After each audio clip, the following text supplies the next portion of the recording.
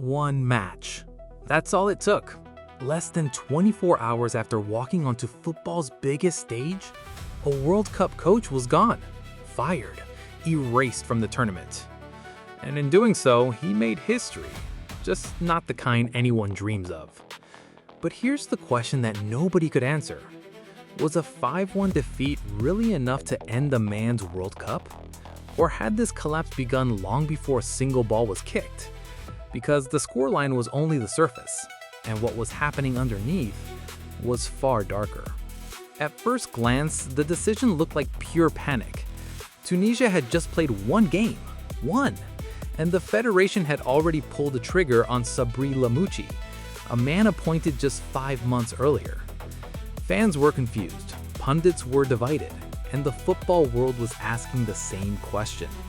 How does a coach lose his job after a single World Cup match? But then the details started emerging, and the real story was far more complicated. Lamouchi had arrived in January with a mission to revive a Tunisian side that hadn't made an impact on the world stage in years.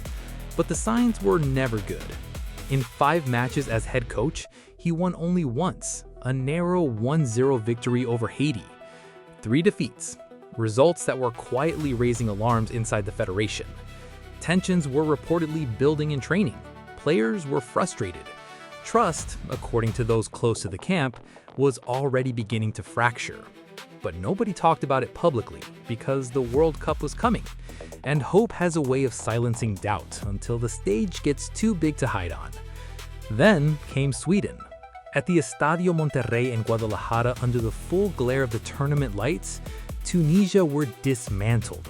Alexander Isak, Victor Gyökeres, Matthias Svanberg, and then Yasin Ayari, twice, a Swedish midfielder with Tunisian roots, scoring against the country of his father's birth.